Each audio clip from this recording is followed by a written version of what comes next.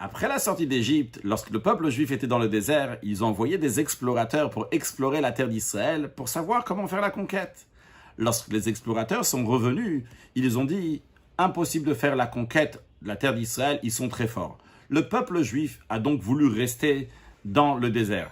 Dieu s'est mis en colère et il a dit « Dans ce désert, ils cesseront d'exister et là-bas, ils mourront ».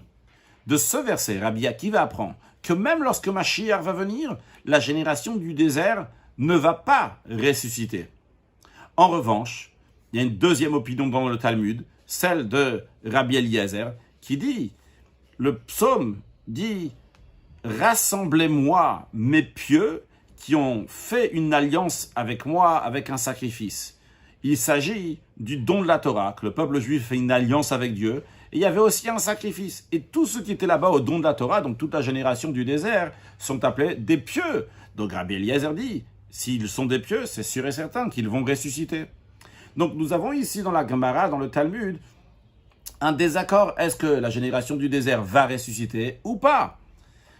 Comme qui est la loi? Nous avons une règle.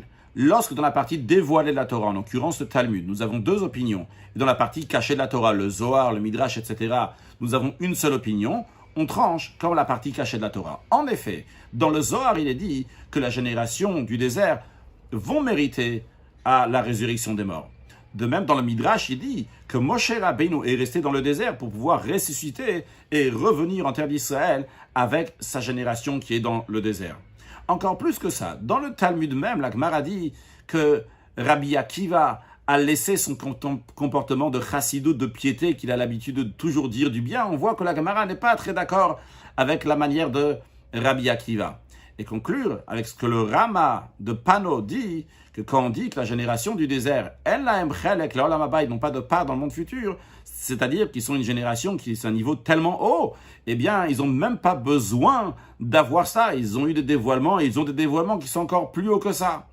À noter que, basé sur ce que nous avons dit, eh bien, dans la génération du désert, ça inclut aussi les explorateurs, que eux aussi vont ressusciter d'après Rabbi Eliezer. Eux aussi sont Isuli Chassidai. Eux aussi donc sont des pieux. Ils ont reçu la Torah, que eux aussi vont ressusciter, que Dieu fasse, que Mashiach vienne, et qu'on va voir la résurrection des morts très prochainement. Excellente journée.